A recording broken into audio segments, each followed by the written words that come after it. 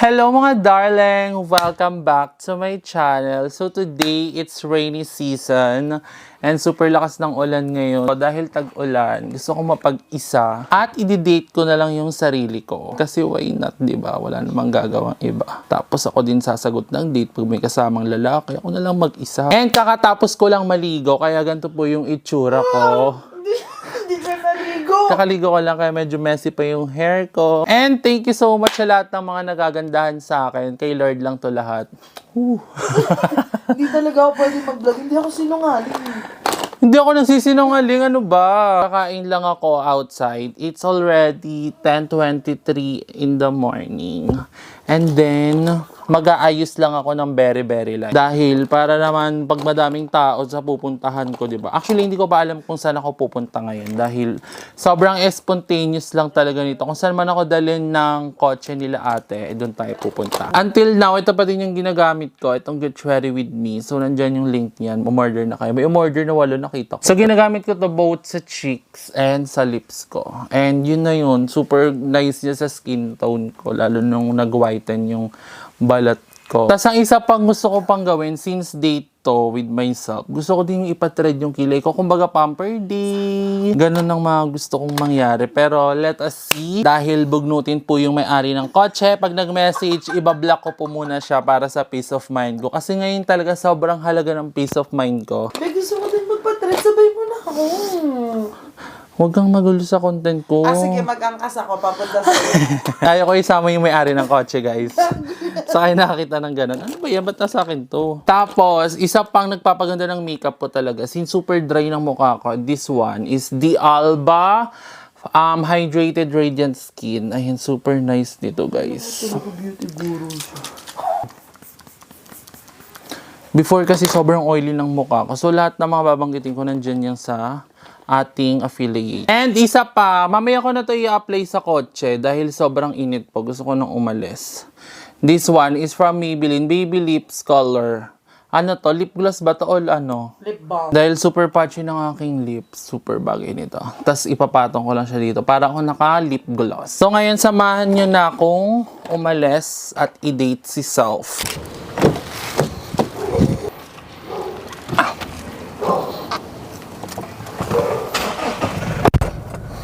So, iniisip ko ngayon kung saan ako pupunta, like, pinaka-destination ko. Kasi sobrang spontaneous lang din talaga nito. And lately, I've been loving myself more. And hopefully, soon, or kaya di naman soon mag-reflect siya sa aking aura, ganyan. Pero sa ngayon, at least ang mahalaga ngayon, I have my peace of mind. And for some reason, I am more happier now compared sa mga past month. So, I'm really grateful for that. Kasi for some reason, I don't know, biglang parang feeling ko ayoko na ng chismis, ayoko na ng, ng balita sa ibang tao. Like, alam mo yun, kapag alam kong nonsense and hindi naman ako magbe-benefit or hindi naman ako kikita, parang wala akong energy para gumawa ng conversation for that. Pero before kasi, sobrang ko talaga, kumbaga, as much as possible, kung hanggat pwedeng pag-usapan yung mga bagay-bagay, kahit nonsense yan, papatusin ko yan. Pero ngayon, ewan ko, naninibago nga din ako sa sarili ko. And I think because sa lahat ng mga sakit na naranasan ko, kaya din siguro umabot na ako sa ganito. Wow, napakalalim naman doon, na para bang. So right now, ang gora ko, ang napadyak ng paa ko ay papunta tayong Tagaytay. And naisip ko, since maulan, mag-ramen na lang ako para sabaw at the same time sakto sa weather natin ngayon. And I think may typhoon ata ngayon. And hindi ko nakita ko lang siya sa FB, pero hindi ko sure kung saan mismo yung tama ng typhoon. So stay safe everyone and stay dry. So yun na lang, magra-raminagi na lang ako sa Tagaytay dahil may raminagi doon. May waxing ba doon? Kasi merong Ayala Mall sa Tagaytay. Kaso hindi ko sure. May Sirin Mall doon eh. Hindi ko sure kung merong waxing doon. Pero nakapunta na kasi ako lang beses. Hindi ko maalala kung meron. Pero try na din natin dumaan kasi magkalapit lang naman yun. Pero before that, bago muna tayo makadating sa Tagaytay, mag-sound trip muna tayo. So pakinggan niyo yung playlist ko. Enjoy nyo. And sana hindi ako makapiright. I will love you till they take my heart away. Oh, kiss it better, baby.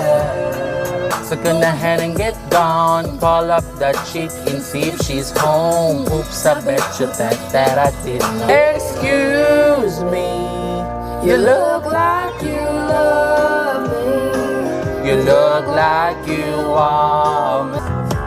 And I don't wanna show you up. I'm yours, and I love to be young and I'm free. And I love to be free. And no, it's hard to say you better. Oh, it's hard to leave you when I miss you everywhere.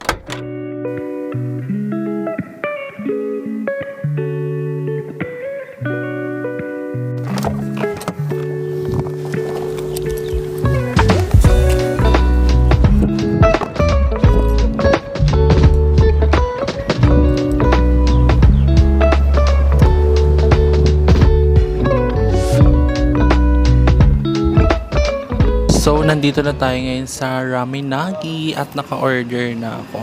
Nakalimutan ko yung name ng in-order ko pero ipa-flash ko na lang dyan sa screen and hinihinaan ko lang yung boses ko. And sobrang ganda ng view ko right now. Ang Taal Volcano. And super ganda, super gloomy ng weather. And ayan, i-enjoy ko lang muna to nang ako mag-isa dahil nga dinidate ko si Self. Wala nang iba. And wala pa naman masyadong tao kasi it's already 11:37 pa lang. So, konti pa lang yung tao. Pero mostly, madami talagang tao dito. So, tikman na natin yung in-order natin. Dapat pala, umorder ako ng egg.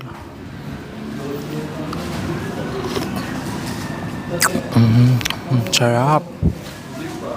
So, itong in-order ko is pinaano ko, chef recommendation para masarap na agad yung flavor kasi wala akong idea masyado pa sa Raminagi. Before lang in-order ko yung Red King. Hindi ko din masyado na-enjoy yung Red King for some reason kasi lasang paminta siya for me, lasang pepper siya.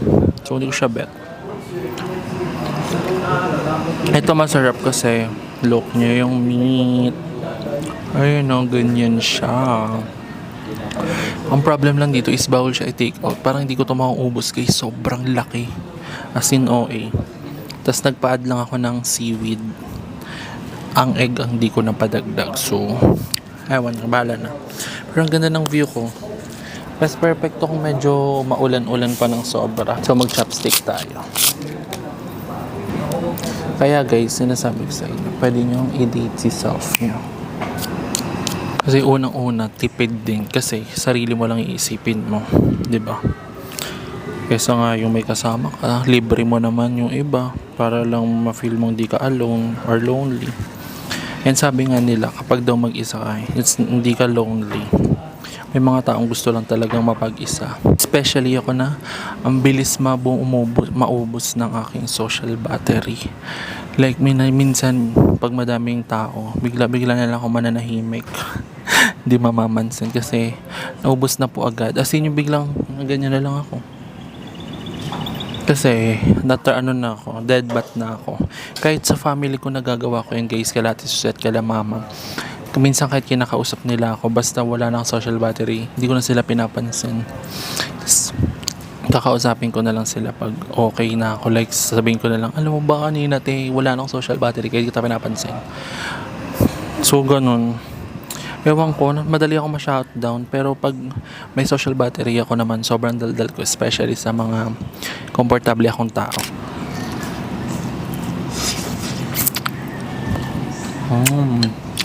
Sarap. So, thick yung noodles niya.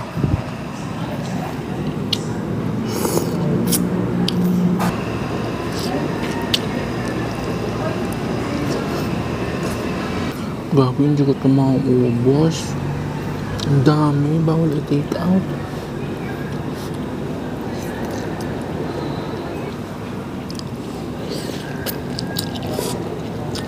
Pero dati kaya ko itong ubusin. Like legit. Kasi pag nasanay na talaga, pag na-adapt na ng katawan mo yung pre-practice mo or nasanay na yung kung ano calorie intake mo lang, masasanay ka na din. Pero pag pumayat ako, hopefully, if ma-achieve ko man yung goal ko, ayoko na bumalik uli sa, hindi naman sa napapangitan ako, pero mas alam mo yun, yung potential na mas fit ka, mas maganda ka talaga. Ayoko na kasi 'di ba pumayat na ako before, tapos tumaba lang ako uli. So, i-maintain na lang if ever, hopefully ma-maintain at achieve ko yung ginugol kong weight. So after nito mamaya, hindi na ako magra-rice nito kasi mahaba pa yung araw eh. Mag-aano na lang ako nito, egg, boiled egg. Marireach ko pa din yung protein intake ko. Tapos may kimchi ako sa bahay. Yun, papapagsasabayin ko yun para fiber din siya. Ganun. So, labat na yung camera ko, guys. Update ko na lang kayo siguro pag nakauwi na ako or pauwi na ako. Done eating sa Raminagi, and right now, nagsisearch ako dito sa Tagaytay kung meron bang Starbucks na may tawag dito drive-thru. Kasi ayoko nang bumaba kasi mag-parking. Ang bibiling ko lang naman is Americano dahil meron akong stevia na binili pero nasa bahay. So, sa bahay ko na siya maiinom. Hi guys! Update! Nakauwi na ako. It's already 4:30 PM na. Actually, ngayon na pa ako nakauwi. Kakatapos ko lang half bath. Kaya ganito yung itsura ko ngayon. Pasensya niyo na. Yung buhok kasi hindi ako nagbabasa everyday talaga. Binabasa ko lang tong hair ko every 2 to 3 days lang. And super ganda, lalong naging healthy yung hair ko, guys. Kasi before, sobrang pangit talaga ng buhok ko. Like, legit. Like, tas gumanda lang to. Nag-start akong gawin to, yung hindi siya basahin everyday, is last year around October. Tapos ayun, nagtuloy-tuloy na ako ngayon. Kasi maganda, guys, na nag-oil on tea yung scalp natin. Para nakaka-dry kasi pag araw-araw sinashampoohan ng ulo, guys, ang buhok. Kaya, ayan, gano'n ang ginagawa ko. So, pero kayo, kung ano effective sa inyo, tuloy nyo lang. But anyway, magbukas tayo ng mga parcel today. Actually, isa lang to kasi nabuksan ko ng iba. Pero papakita ko na lang sa inyo kahit na-unbox ko na sila. So, eto, dumating tong Wefure Stevia Drops. So, ito is para to at talaga sa mga diabetic. Dahil ito ay 0 calorie sugar. Pero dahil nga nagpapapaya tayo, pag gusto kong magkape sa labas, bibili na lang ako ng Americano and idadrop ko lang to. 3 drops lang is equal to 1 tablespoon sugar daw. So, hindi ko naman to everyday gagamitin kasi napanood ko hindi daw talaga healthy din ang gumamit ng stevia kasi nakakasira siya ng heart. Pero good for diabetic siya kung hindi daw talaga kayang iwasan yung sugar. So, ang hirap pala talaga, guys, no? Parang ang daming bawal talaga sa ating katawan. Parang balance lang talaga dapat ang lahat. So, ito ang aking savior ngayon. So, ngayon, pansamantalo ko lang naman ito gagamitin. Hindi naman pong ang lifetime. Para lang sa ngayon. Pag gusto ko ng sugar, edi magtitimpla lang ako ng black coffee. Tapos talagyan ko lang ng ilang drops. Tapos, ayun, may lasa pa din yung kape ko. At least, na-enjoy ko pa din yung aking journey sa aking pagpapapayat. And, isa pang in-order ko, sobrang insecurity ko kasi talaga tong neckline ko, guys. Like, lagi nyo napapansin yun, di ba? Nung sobrang laki ko pa, medyo ngayon kasi bumaba na yung timbang ko. Pero nung sobrang laki ko talaga, guys, nagbibilbil din siya. Tapos actually, hindi, bata pa lang ako, kahit nung payat pa lang ako, may neckline na talaga ako. Tapos mataba na talaga yan. Tapos parang siyang nagsha-shadow, kaya parang kung may libag. Ganon yung atake niya. So, super insecurities ko din to kasi hindi siya nakaka-pretty. And ang tawag ata dito is wrinkles sa ganito. Kaya bumili ako sa TikTok and hopefully effective to itong R-Top R Mango Neck Firming Cream. Anti-wrinkle fine lines refer. So, ayan siya. Nabili ko lang to less than 200 pesos. And sana effective siya. Dahil gusto ko mawala to. Ayan guys, tinan nyo, para siyang libag, diba? Para siyang nagsha-shadow na libag. Sana effective to. Dahil dyan, gagamitin ko na din to today. Dahil, kakatapos ko lang din maligo. Actually, twice daw to dapat gamitin. Morning, tsaka gabi. Pero since hapon na, so at least ma-start na natin siyang gamitin today. And ito na lang yung hindi ko na bubuksan na parcel. So, kakadating lang nito kapag uwi ko kanina. So, sabi ko, sige, open na natin. Ito ay, bumili na ako ng mas malaking version ng Sola. Ang binibili ko lang kasi yung nasa sachet kasi mas mura kasi yun. Pero, nasaktuhan ko sa TikTok Live ni Ray Hermar na sobrang laking discount, guys. This one, ang ano nito, totoong presyo nito, 700 pesos. Sa live niya, 327 pesos lang siya. So, decidido na talaga akong bumili. Kasi ito yung sobrang laking size, guys. Siguro magtatagal sa akin to ng 6 na buwan. Sa sobrang ano lang nito, unti lang kailangan nyo. Tapos, nakita ko kasabay sa sale, isa na yun? Ito. 500 pesos ko to nabili, guys. Lahat-lahat. Kasama na yung look. Sola brushes and sponge ni Jelly Eugenio. Ang flawless finish kit.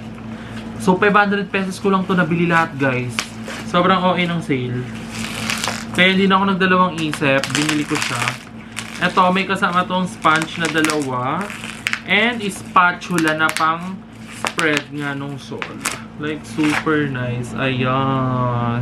Kaya hindi ako nagdalawang isip bilhin siya agad. Kasi ang totoong price nito is parang 1,200, 1,300. Pero nabili ko lang siya ng 500. Diba?